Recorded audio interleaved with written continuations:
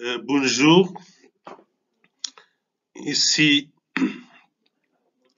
on va aborder un nouveau chapitre, le chapitre numéro 3, que lui est intitulé Quantité de chaleur et travail.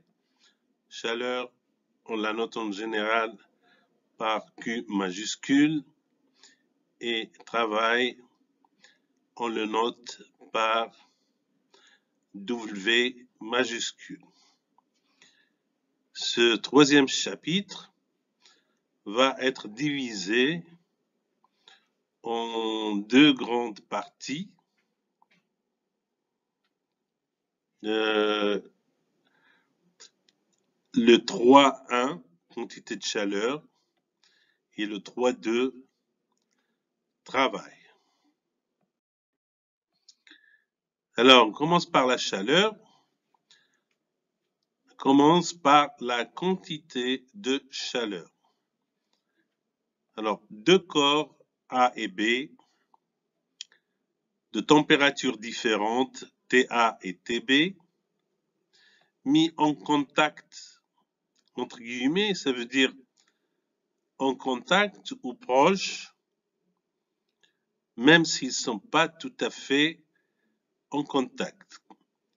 Échange de l'énergie calorifique ou thermique. Calorifique, ça veut dire thermique. Donc, échange de l'énergie calorifique jusqu'à atteindre l'équilibre thermique. Lorsque l'équilibre thermique est atteint, dans ce cas-là, les échanges de chaleur vont s'arrêter. À l'équilibre thermique, la température sera la même pour les deux corps. Donc, lorsqu'on va les mettre l'un près de l'autre, ils vont évoluer de telle manière qu'ils vont atteindre un état d'équilibre pour lequel la température du corps A sera égale à la température du corps B. La température du corps A est plus élevée initialement. Donc au départ, la température du corps A était plus élevée que celle du corps B. Donc le corps A va perdre une partie de sa chaleur au profit du deuxième corps, qui est le corps B, que lui va en recevoir. Donc, c'est le corps chaud qui cède la chaleur ou qui perd la chaleur. Et par contre, c'est le corps froid qui reçoit, qui prend la chaleur. Le transfert se fait toujours du corps chaud vers le corps froid et jamais l'inverse. Le transfert de chaleur ne se fait jamais du corps froid vers le corps chaud. Alors, on peut distinguer trois modes différents d'échange de chaleur entre le corps A et le corps B. S'ils sont tout à fait en contact, c'est-à-dire l'un collé à l'autre, alors l'échange de chaleur va se faire par conduction. La chaleur va passer du corps A au corps B par conduction. Lorsqu'il y a un contact physique entre le corps A et le corps B. Le deuxième mode, c'est la convection. Dans ce cas, les deux corps A et B ne sont pas tout à fait en contact. Il y a un fluide intermédiaire entre les deux. Ce fluide peut être du gaz ou du liquide.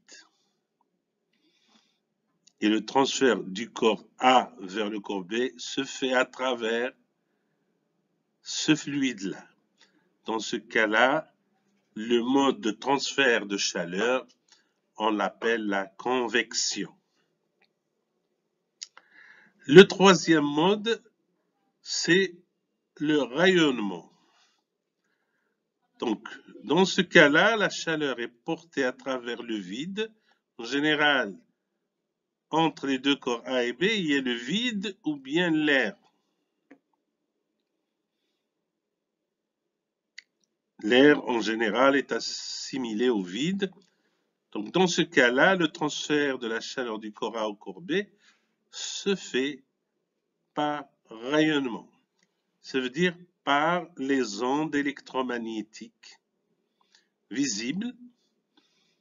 Ça veut dire qu'ils vont du bleu au rouge et de l'infrarouge. Donc, ces ondes-là transmettent la chaleur du corps A au corps B par des radiations électromagnétiques visibles et infrarouges. Ce type de transfert de chaleur, on l'appelle le rayonnement. Alors, ces trois modes vont être approfondis pendant le semestre 6 dans le cours de transfert thermique. La chaleur est une forme spéciale de l'énergie. À l'échelle microscopique, ça veut dire à l'échelle des molécules, des atomes et des ions, c'est une énergie cinétique, c'est-à-dire liée au mouvement ou à la vibration de ces particules.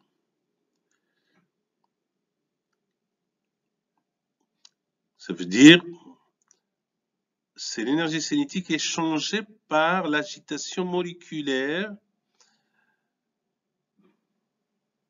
ou le mouvement des molécules, c'est-à-dire par des chocs entre les molécules en mouvement. Alors, ces molécules peuvent se déplacer comme dans le cas des fluides, ça veut dire liquide et gaz. Donc, ils vont subir des chocs entre elles et entre les parois qui les entourent. Et ça engendre donc l'énergie thermique. Ou bien par agitation. Agitation, ça peut aussi être la vibration. Ça veut dire les électrons, les atomes ou les molécules vont vibrer autour de leur position d'équilibre et cette vibration, cette agitation moléculaire, c'est celle qui va engendrer la chaleur à travers l'énergie cinétique, bien sûr. C'est une énergie qui s'exprime comme toutes les autres énergies dans le système international par le joule. Donc l'unité de l'énergie, donc l'unité de la chaleur, dans ce cas-là, c'est le joule. Il y a aussi d'autres unités utilisées pour la chaleur qui ne sont pas du système international et qu'on utilise souvent en chimie, en thermochimie, c'est la calorie. Donc la calorie, c'est une unité du système GSK. Une calorie, c'est égal à 4,186 joules. Donc il y a une loi de correspondance entre les calories et les joules, une calorie est équivalente à 4,186 joules. Remarque très importante. Un échange de quantité de chaleur peut s'effectuer sans que la température varie. Donc chaleur et température sont deux concepts complètement différents. Donc on peut échanger de la chaleur sans pour autant que la température varie ou change. Si on se réfère à la quantité élémentaire de la chaleur, donc ça veut dire qu'on aura des quantités élémentaires de la chaleur différentes de 0, ce qui veut dire qu'on a de la chaleur, on est en train d'échanger de la chaleur, mais que la variation de la température, elle, reste constante. Donc ça veut dire dt égale à 0. Il n'y a pas de variation élémentaire de la température. On a de la chaleur qui est échangée, mais pas de variation de température. Un bon exemple, c'est la fusion de la glace à 0 degré Celsius. Changement d'état d'un corps. Donc, lors de la fusion, donc, on assiste à un changement d'état. La glace se transforme en eau, en liquide. La quantité de chaleur change, mais pas la température. Donc là, voilà un exemple qu'on a un récipient dans lequel on a de l'eau, on a de la glace, on a un thermomètre qui mesure la température, et on a T est égal à 273 Kelvin, ça veut dire 0 degré Celsius. Donc on est à la température de fusion de la glace. On prend un morceau métallique, supposons c'est du fer, on le chauffe à 100 degrés, 373 Kelvin, normalement à 100 degrés l'eau devient vapeur, on va le mettre dans le récipient et on observe ce qui va se passer.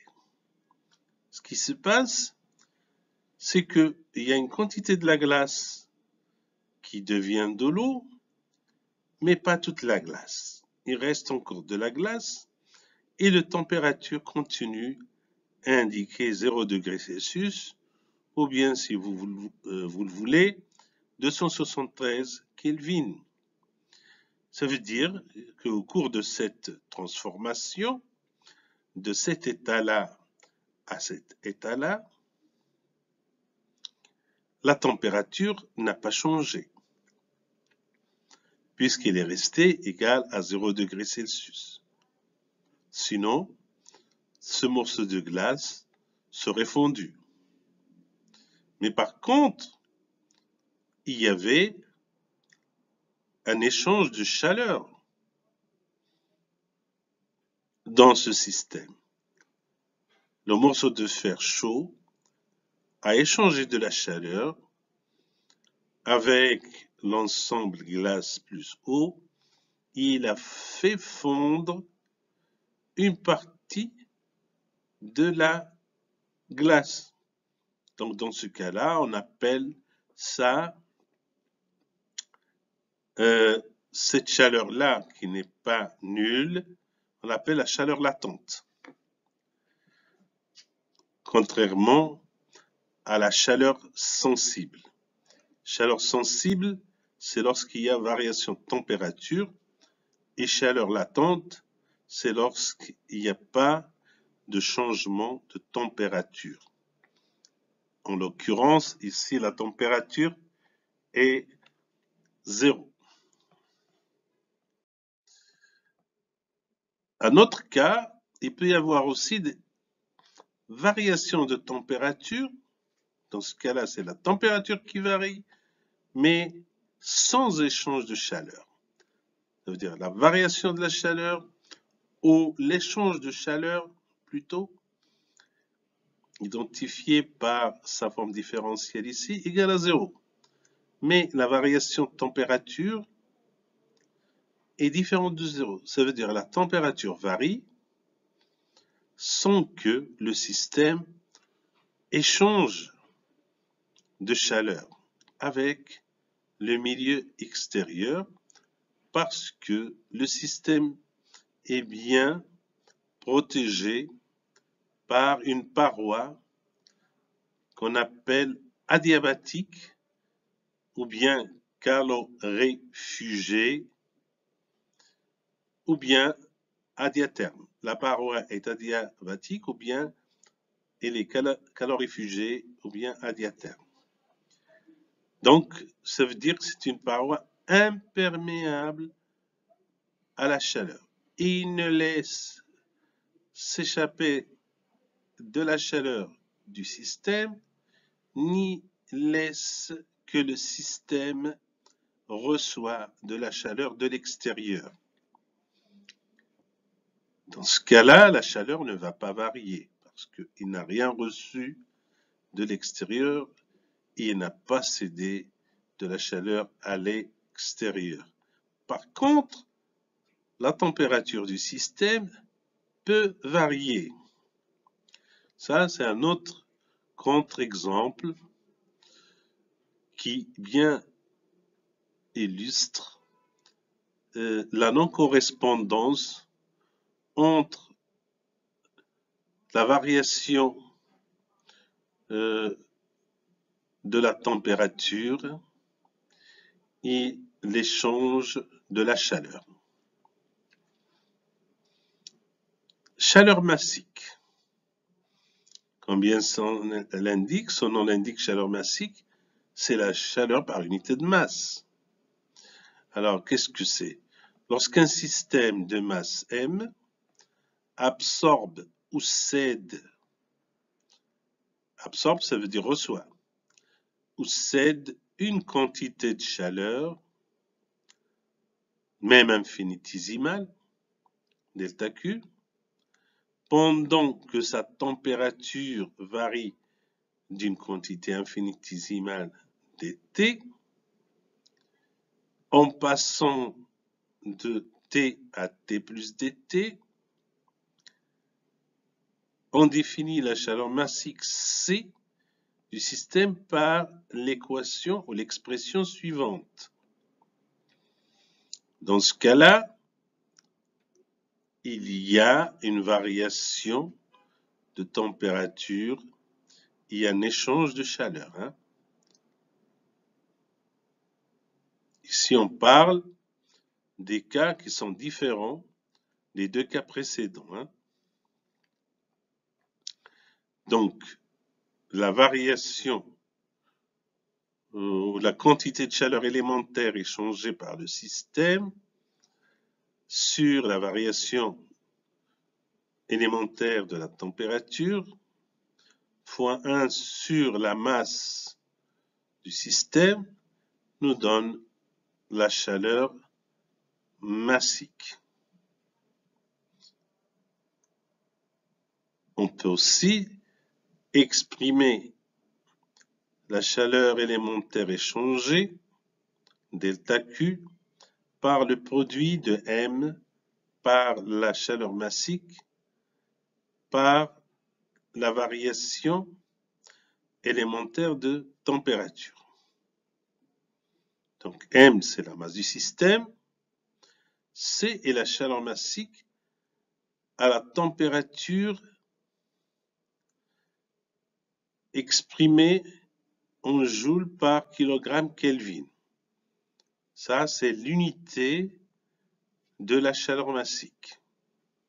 C'est joules par kilogramme Kelvin, joule, Kelvin, kilogramme, joule par kilogramme, Kelvin. C'est l'unité de la chaleur massique.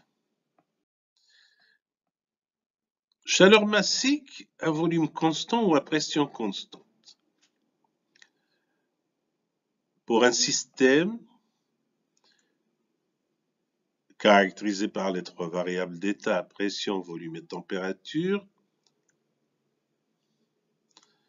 qui sont à leur tour reliés par une équation d'état de la forme F de P, V et T égale à 0, la quantité de chaleur reçue ou cédée au cours d'une transformation élémentaire s'écrit à l'aide de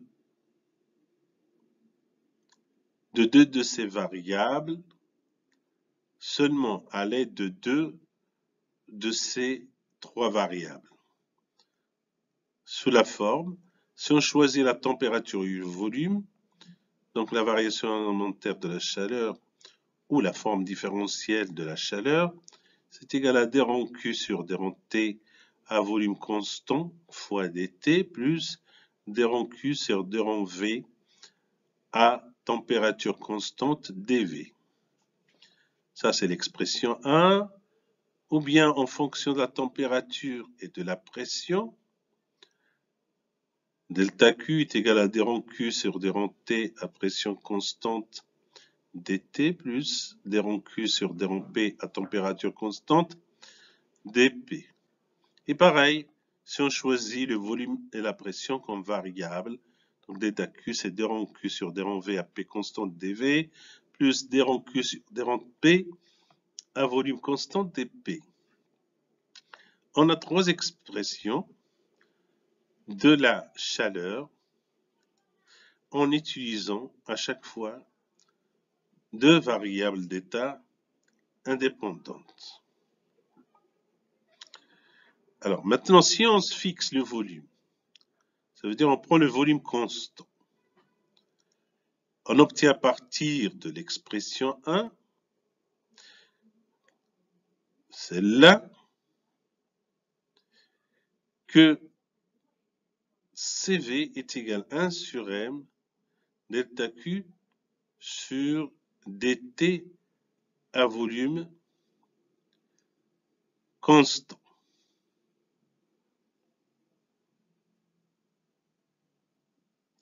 CV, c'est la chaleur massique. Dans ce cas-là, à volume constant, ou la chaleur massique isochore, dV égale à 0. Le volume ne varie pas. Par contre, si on se fixe la pression, on obtient à partir de l'expression numéro 2 que le Cp est égal à 1 sur m delta Q sur dt, cette fois-ci à pression constante. Ça veut dire que Cp est la chaleur massique à pression constante ou chaleur massique isobare, dP égale à 0. Donc, on peut travailler à volume constant et à pression constante, et on aura des variations de la température et des échanges de chaleur. Donc, la variation de température, c'est schématisé par dt, et l'échange de chaleur par delta Q pour une certaine masse de la matière. Si le volume ne change pas, donc on appelle ça CV, pas CP. Par contre, si la pression ne change pas, on l'appelle CP. Chaleur massique à pression constante, chaleur massique à volume constant.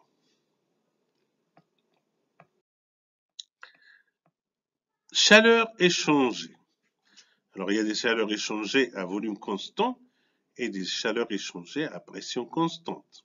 Les quantités de chaleur QV ou QP mises en jeu au cours du chauffage ou du refroidissement d'un système de masse M,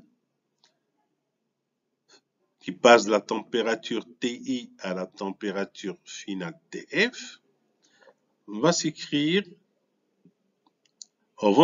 de ces deux formes.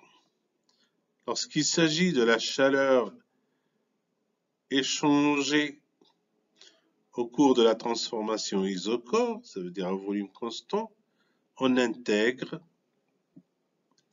M et on intègre CVDT entre TI et TF.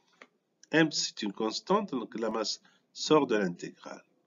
Pareil pour la chaleur échangée par le système au cours de la transformation isobare. Pression constante, donc la masse sort de l'intégrale, puisqu'il est fixe, et on intègre CPDT entre TI et TF. En général, CV et CP, c'est une fonction des variables d'état. Sur des cas bien particuliers, ils peuvent être considérés des constantes. Donc, sur des plages de pression et de température bien définies, comme le cas de la pression atmosphérique, par exemple, dans le cas du calorimètre, donc, on a la chaleur massique de l'eau constante, ou prise constante. Si en plus, pour des raisons de simplicité, CV et CP sont constantes, dans ce cas-là, l'intégrale devient tout simplement pour QV MCV T final moins T initial. Et pour la chaleur échangée à pression constante, QP, c'est égal à MCP TF moins TI. D'accord? On va approfondir encore un petit peu dans ce concept de chaleur massique et de capacité calorifique. Alors, lorsqu'on écrit CPCV en minuscule, il indique les capacités calorifiques ou thermiques massiques, ou tout simplement les chaleurs massiques dans l'unité, c'est joule par Kelvin, par kilogramme Kelvin. Il représente, Cp et Cv dans ce cas, la quantité de chaleur nécessaire pour faire varier la température de 1 kg de la substance en question, de la substance étudiée, de 1 Kelvin. Donc Cp est équivalent à la quantité de chaleur nécessaire pour faire varier la température de 1 kg de la substance de 1 Kelvin. Ça, c'est la définition de la chaleur massique ou bien de la capacité calorifique massique ou la capacité thermique massique. Lorsqu'on multiplie Cp par la masse ou Cv par la masse, ça nous donne les Cp majuscules et Cv majuscules. Alors, Cp majuscule, Cv majuscule sont les capacités calorifiques ou thermiques d'une quantité de masse M. Donc, c'est pour une masse, pas pour une unité de masse. C'est pour une masse. Dans ce cas-là, l'unité, c'est joule Kelvin. C'est joule par Kelvin. Représente la quantité de chaleur nécessaire pour faire varier la température d'une masse M de la substance étudiée de 1 Kelvin. Alors que dans le premier cas, c'était la quantité de chaleur nécessaire pour faire varier la température d'1 kg de 1 Kelvin. Ici, c'est la quantité de chaleur pour faire varier la température d'une masse M de la substance étudiée de 1 Kelvin. Elles sont extensives. Dans ce cas-là, les CP de deux masses différentes se rajoutent, comme je mets deux corps en commun de masse M1 et M2, donc la masse totale va être la masse de M1 plus la masse M2. Donc, c'est extensive la masse. S'ajoute, c'est additive, comme le volume. V est égal à V1 plus V2. Alors, pareil, pour les CP-CV, donc le CP total, c'est CP1 plus CP2. Donc, c'est extensive, plus la quantité de matière est importante, plus la capacité thermique est grande. Donc, CP augmente avec la quantité de matière. Plus la masse est grande, donc la valeur de CP va être plus consistante, plus importante, plus grande. Et pareil pour CV. Maintenant, si on multiplie les chaleurs massiques CP-CV par la masse moléculaire, ça veut dire la masse sur le nombre de moles qui nous donne la masse moléculaire. Donc, si on multiplie les chaleurs massiques CP-CV par les masses moléculaires, il nous donne les capacités calorifiques ou thermiques moléculaires. Dans l'unité, c'est plus le joule kilogramme par kilogramme Kelvin, c'est joule par mol Kelvin. La masse molaire, comme vous le savez, c'est le rapport de la masse par le nombre de moles. La substance, son unité, c'est kilogramme par mol. Et N est le nombre de moles que vous connaissez très bien dans l'équation d'état du gaz parfait, PV égale nRT.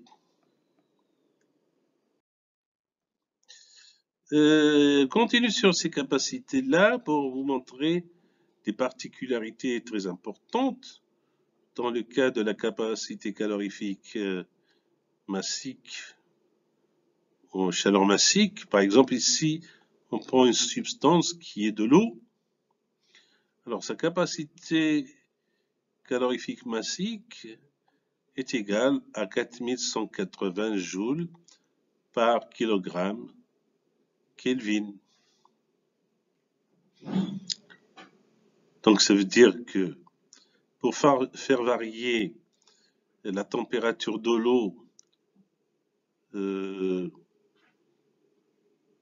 1 kg de la température de l'eau de 1 Kelvin, il faut lui fournir une énergie égale à 4180 joules.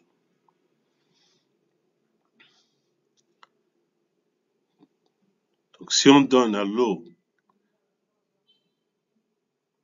ou plutôt à 1 kg d'eau, 4180 joules, la température de 1 kg d'eau va devenir, on va augmenter de 1 Kelvin.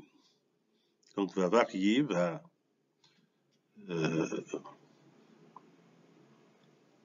être élevé de 1 degré Kelvin. Donc l'eau stocke alors mieux l'énergie, puisque pour la variation de l'eau de 1 Kelvin, il aura stocké 4180 joules en plus. Par contre, si on prend le cas du cuivre, dont la capacité calorifique est faible, 385 joules par kilogramme Kelvin, donc il suffit de fournir 1 kg du cuivre 385 joules pour que sa température augmente de 1 Kelvin. Donc le cuivre, c'est un mauvais stockeur d'énergie puisqu'il stocke peu d'énergie que l'eau. L'eau, c'est le meilleur stockeur d'énergie. C'est pour ça qu'il est toujours utilisé dans le chauffage. Il fonctionne avec de l'eau. Maintenant, cette capacité calorifique, ici par exemple la pression constante, en réalité dépend de la température. Ce n'est pas une constante comme on l'avait considéré tout à l'heure lorsqu'on l'a fait sortir de l'intégrale pour nous donner la variation de la chaleur QP égale à M CP T final moins T initial. En réalité, dépend de la température et sa variation avec la température. Il a cette forme dans le cas de l'eau. Par exemple, ça c'est le CP de l'eau en fonction de la température. Alors on voit que pour des températures inférieures à 100, il varie lentement. Entre 100 et 200, la variation devient un petit peu forte, mais entre 200 et 300, la variation est encore plus forte et après, ça devient très forte. Donc, nous, on considère que cette capacité entre 0 degrés Celsius et 100 degrés Celsius dans cette zone-là, par exemple, elle est constante et il vaut 4180 kJ, 4,180 kJ par kilogramme degrés Celsius. Donc il n'y a pas de virgule, c'est 4180, puisqu'ici c'est des degrés Celsius et pas des Kelvin. Hein. Donc il faut bien faire attention.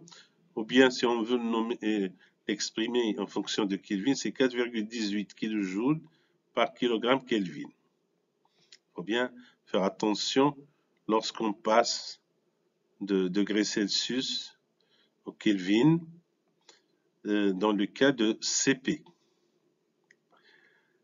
Alors, la capacité calorifique massique de l'eau dépend en réalité de la température à pression constante, puisqu'ici, on travaille à pression atmosphérique. Par exemple, la pression ne change pas, la pression reste la pression atmosphérique. Donc, cette capacité à pression constante, qui veut dire à pression atmosphérique, dépend de la température lorsque la température change. Mais entre 0 et 100 degrés Celsius peut être prise constante. C'est-à-dire on prend la valeur moyenne entre ces deux extrêmes et ça nous donne 4,18 kJ par kilogramme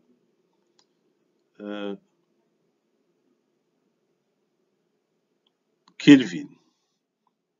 Là, c'est quasiment constante. Au-delà, il faut faire de la moyenne entre les valeurs de CP à la température initiale, à la température finale. Donc, prendre le CP bar, ça veut dire le CP moyen, sur une plage de température.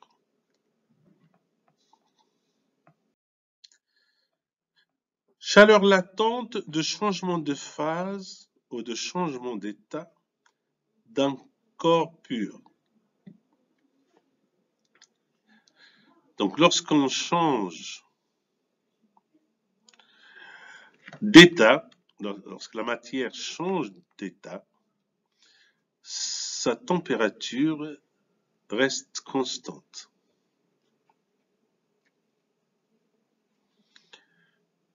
Mais sa chaleur varie. Et cette chaleur, on l'appelle la chaleur latente de changement de phase. Par exemple, si on prend ici un morceau de glace et au cours du temps, on élève la température, on va constater premièrement qu'on est sur une pente et lorsqu'on arrive à la température zéro de fusion, ça veut dire lorsque la glace va passer à l'état liquide, ça veut dire devenir de l'eau, donc la température reste constante jusqu'à ce que toute la glace devienne de l'eau. Après, l'eau va continuer à se chauffer. Donc ici, il y a variation de température et variation de chaleur. Ici, il y a variation de chaleur, mais pas de variation de température. Lorsqu'on arrive là à l'ébullition, ça veut dire à 100 degrés Celsius, l'eau va devenir de la vapeur. Donc, il va passer du liquide à la vapeur et la quantité de chaleur mise en jeu, ici, on l'appelle la chaleur d'évaporation. Et sur ces paliers-là de cet escalier, donc ces paliers-là où les températures restent constantes, ici c'est T égale à 100 degrés Celsius, ici c'est T égale à 0 degrés Celsius, donc on a ici la chaleur latente de fusion, ici la chaleur latente d'évaporation. La relation entre la chaleur et la chaleur latente, normalement, c'est représenté par un L majuscule. Un L majuscule. Donc ici, s'il s'agit de fusion, c'est la chaleur latente de fusion. Et c'est LF. S'il s'agit d'évaporation, c'est LV. C'est la chaleur latente de vaporation fois la masse qui va se transformer d'un état à l'autre. Donc la chaleur, c'est égal à la masse transformée fois la chaleur latente du changement de phase. L'unité de la chaleur latente, c'est joule par kilogramme. La masse, son unité, c'est le kilogramme. Donc ici, l'unité de la chaleur, c'est le joule. On peut aussi schématiser le changement de phase sur un diagramme PV. Sur lequel on suit ici une isotherme. Donc, l'eau, elle est là à l'état 1. Par exemple, la glace, il a à l'état 2, elle est de l'eau. Alors, on regarde, en maintenant la pression constante, le changement de phase se fait sur ce palier-là pour lequel la température est constante, mais le volume va varier. D'accord? Donc ici, la pression est constante et ça représente la température constante. Le morceau de glace va passer de l'état 1 à l'état 2. Donc il va changer de volume, passer de V1 à V2, mais la pression reste la même. Donc c'est ce qu'il dit ici. On appelle chaleur latente ou chaleur massique de changement d'état d'un corps pur à une température donnée T, donc T est fixe, la quantité de chaleur grand L qu'il faut fournir à une unité de masse, 1 kg, de ce corps pour passer d'un état à un autre à pression constante et à température constante. Bon. Par exemple, l'eau effectue le changement de phase à la pression atmosphérique et au cours du changement de phase, par exemple, glace, eau, bon, la température est égale à 0 degré Celsius, donc elle est constante. Lorsqu'il passe de l'eau liquide à l'eau sous forme de vapeur, donc il se fait à une température constante de 100 degrés Celsius et à la pression atmosphérique. La quantité de chaleur correspondant au changement d'état d'une masse M d'un corps s'écrit. Donc L, on avait dit, c'est par unité de masse, c'est la quantité de chaleur qu'il faut fournir à une masse unité, ça veut dire 1 kg du corps pur, pour le faire passer d'un état à un autre, de l'état solide à liquide ou de l'état liquide à l'état vapeur. Après, il faut la multiplier par la masse pour obtenir la chaleur du corps en entier. Alors, cette chaleur latente peut être positive ou peut être négative. Et les positives, c'est l'état final est plus désordonné que l'état initial. Donc, si je passe du solide vers le liquide, vers le gaz, dans ce sens-là, la chaleur latente est positive. Si le passage se fait dans le sens inverse du gaz vers le liquide, vers le solide, la chaleur latente est négative. La chaleur latente de fusion ou d'évaporation est positive. LF pour fusion, LV pour évaporation. Sont des quantités positives, donc il faut fournir de la chaleur pour faire fondre un solide ou évaporer un liquide. Donc il faut fournir de la chaleur, donc la chaleur elle est reçue par le corps, c'est pour ça qu'il est positif. Donc le système reçoit de la chaleur, exemple la chaleur latente de fusion de la glace est égale à 334 kJ par kilogramme. Par contre, la chaleur latente de vaporation de l'eau, LV, est égale à 2257 kJ par kilogramme. Donc, elles sont positives lorsqu'on va du solide au liquide, cas de la fusion, et du liquide au gaz, cas d'évaporation. Dans le sens inverse, la chaleur latente de solidification ou de liquéfaction est négative. Ça veut dire lorsque je passe du gaz vers le liquide, c'est liquéfaction.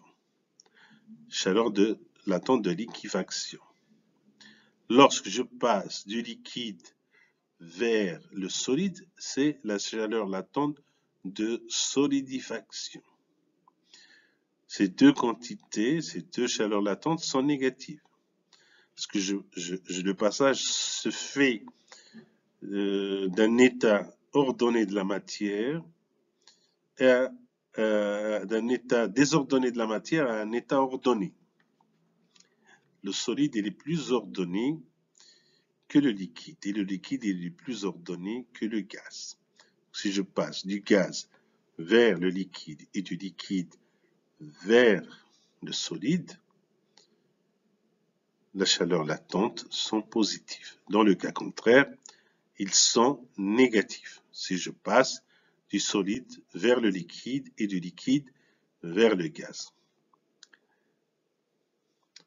Donc, être négative, ça veut dire c'est le corps qui libère ou cède ou perd de la chaleur en se solidifiant ou en se liquéfiant. Donc, si le corps se solidifie ou se liquéfie, il va perdre de la chaleur.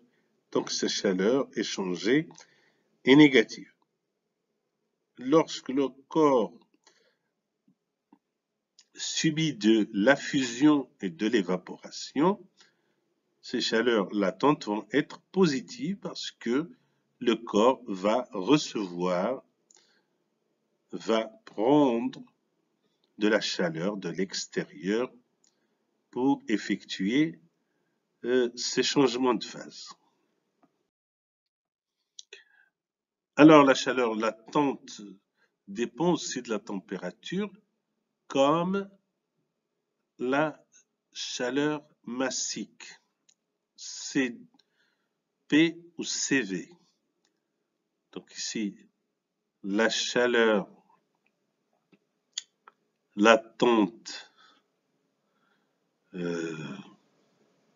dépend aussi de la température. Ici, on vous donne une courbe de L en fonction de la température. À noter que pour un même corps, la valeur de la chaleur latente de vaporisation change avec la température, elle n'est pas constante. Donc ici, sur 0,100 degrés Celsius, donc on peut prendre la valeur moyenne. Ici par exemple, la chaleur latente de vaporisation et la quantité de chaleur qu'il faut fournir à 1 kg de liquide à pression et à température constante pour obtenir 1 kg de vapeur saturée. Dans ce cas-là, lorsqu'on fait évaporer de l'eau, de liquide à vapeur, bon, la chaleur latente, c'est égal à 2257. Voilà, à peu près ici, kilojoules par kilogramme. Par contre, lorsque je suis à 0 degré Celsius, ça veut dire le passage de la glace à l'eau, donc c'est à peu près 2500 et 2500 kilojoules par kilogramme. Si la transformation se fait de la glace vers l'eau. Si c'est le contraire de l'eau vers la glace, ça va être la chaleur latente non de liquéfaction, mais plutôt, bon, ça va être la chaleur latente de solidifaction. C'est-à-dire l'eau va se solidifier et dans ce cas-là va être moins 2500 kilojoules par kilogramme. Donc si je passe de l'eau liquide à l'eau solide, la chaleur latente va être négative.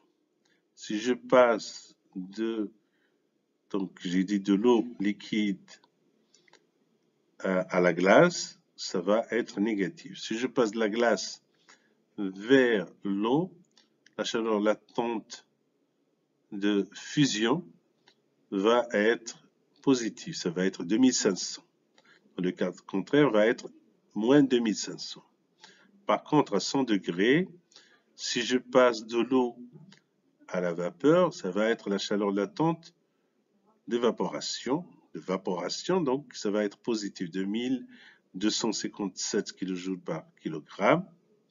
Dans le cas contraire, si je passe du gaz ou de la vapeur d'eau à l'eau liquide, ça va être la chaleur latente de liquéfaction. Donc ça va être moins 2257 kJ par kilogramme. Alors, une application de ces chaleurs peut être bien illustrée par le calorimètre. Vous voyez ici le dispositif du calorimètre.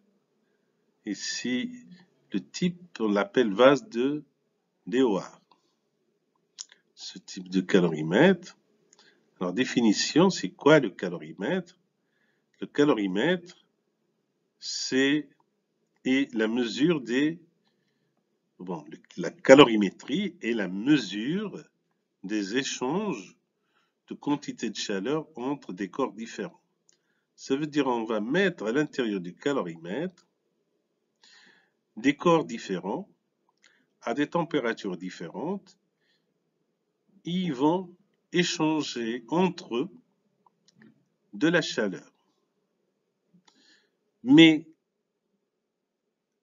avec l'extérieur, il n'y aura aucun échange de chaleur avec le mélange qui est à l'intérieur du calorimètre. Donc, le calorimètre, c'est un système adiabatique.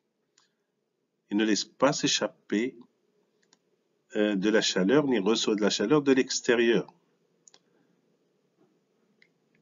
La calorimétrie est la mesure des échanges de quantité de chaleur entre les corps différents à l'intérieur du calorimètre. OK? Donc ça, c'est le couvercle, l'agitateur. Si on veut accélérer ces échanges, si on n'a pas le temps d'attendre que l'échange se fait naturellement, on peut l'accélérer par l'agitateur. Ici, on place le thermomètre pour mesurer la température. Ça, c'est un calorimètre de Dewar commercialisé par la société allemande Liebold.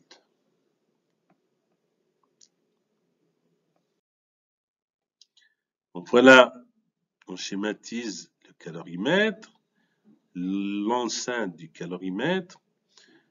Donc voilà, vous avez ici l'agitateur. Vous avez de l'eau, ici par exemple un solide à une température différente. Il y aura des échanges entre l'eau et le solide, des échanges de chaleur qui vont modifier la température jusqu'à ce que tout le système atteigne un équilibre thermique. Ça veut dire que la température serait constante. Cette température, elle est mesurée à chaque fois par le thermomètre. Ça, c'est le vase hermétique adiabatique qui ne laisse échapper rien du tout vers l'extérieur ou de l'extérieur vers l'intérieur. Ça, c'est des supports isolants. Donc, le vase qui est à l'intérieur, il est mis sur des supports isolants pour favoriser le fait que le thermomètre est adiabatique. Donc voilà, la méthode en général utilisée par le calorimètre, c'est la méthode de mélange. Il y a d'autres méthodes. On peut mettre une résistance électrique à l'intérieur et chauffer par un courant électrique de l'extérieur, mais là, c'est la méthode de mélange. On met deux corps en contact à l'intérieur.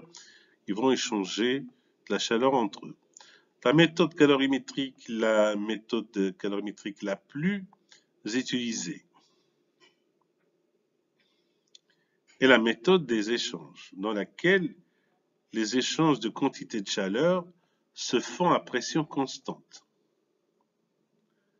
En général, à pression atmosphérique. Un récipient ou vase calorimétrique contenant de l'eau est placé dans une enceinte adiabatique, c'est le vase de Dewar, dans lequel est placée une masse d'eau, ici en bleu et ici en gris, une masse d'eau grand M à la température initiale T0. On met de l'eau à une température initiale T0. Ensuite, on introduit dans l'eau du calorimètre un corps de masse petit m à une température T1 différente de T0. Après un temps ou un moment, l'équilibre thermique du mélange va s'établir entre l'eau et le solide à une température T2. Donc là, c'est le principe zéro de la thermodynamique.